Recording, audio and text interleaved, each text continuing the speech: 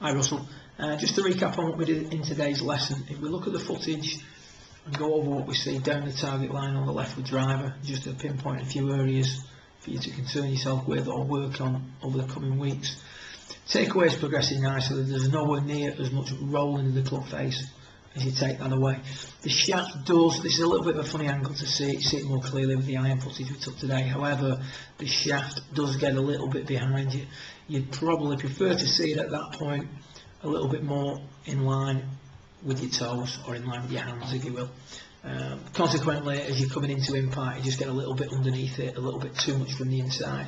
However, having said that, down the line, pretty good position at the top, everything nicely on plane, club face in a good neutral position, and then as we start down, we see that at this point now, because the takeaway has come a little bit too much on the inside, the shaft of the club now is sitting a little bit below your right forearm, as opposed to the ideal position, which would be more on plane, a little bit more above the line, which will be running through your right forearm. So rather than getting it stuck behind you, get a little bit more on plane, therefore the club will get out in front of you like you saw with Stuart Sink earlier in the session.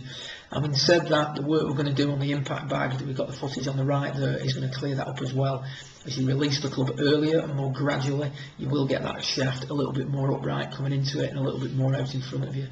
So as we then continue, because we're a little bit from the inside, a little bit stuck underneath it, the body's now going to stop and cause the hands to flip. So what's that resulting in is a big miss in both directions. If we don't release it with that move as the body's stopping and we hold on to it, we're going to miss it big right, and if we overdo it and flip it a little bit too much, we're going to, like we did on that one, just pull it down the left hand side a little bit. So we need to look at why that body's stopping moving and keep things, or work on things that are going to keep it moving more through the hitting area. So if we now look at you from face on, and I'm just going to put a line up from your left foot through to your left shoulder on both pieces of footage,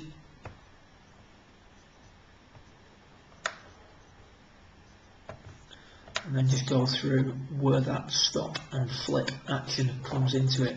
So the big difference there when we initially look at it is because the ball's been removed in an impact bag, or in this case practice ball bag put in front of you, the object now is to apply force rather than hit something in a straight line. So straight away the ball position's changed slightly, if you will. You can see here on the right that the shaft's angling towards the target quite a bit. The ball's pretty centred in your stance, a little bit too far back for a 6-iron, whereas on the left, albeit not a ball, the ball position would be further forward.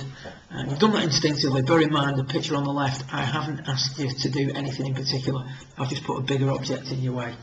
So that then results in a backswing which differs from this backswing we see here. So on the right, definitely sitting into that line, so we've stayed on top of the ball a little bit too much, we're a little bit ahead of where we should be at that point in the swing. If we look at the footage on the left, using the impact bag, we're behind that line a little bit more, so we've not sunk into the left side quite as much.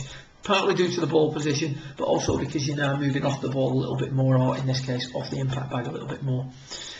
Because we're sitting into the left side, as we start the downswing we get ahead of ourselves, and we now have to stop ourselves from getting ahead of it and move back to impact. So we're stopping the body and throwing the hands at it. It's that scooping action as you come through, which is that feeling you get of coming up and out of the shot. So that's robbing you of some power, and it's also robbing you of accuracy.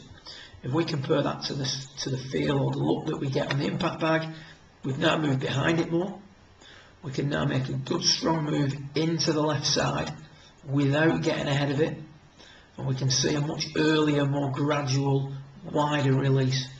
Now there is still a little bit of a scoop. As we come into this now, muscle memory plays a part, and we're so conditioned to throwing the club head at the ball that we do beat ourselves, if you will. However, the bag stops the club head, moves the hands forward, and there you see a much more solid, a much stronger impact position that's going to bring your trajectory down a little bit. It's going to lower your ball flight just a touch, give it a little bit more penetration, but also stabilise that club face as you're coming through.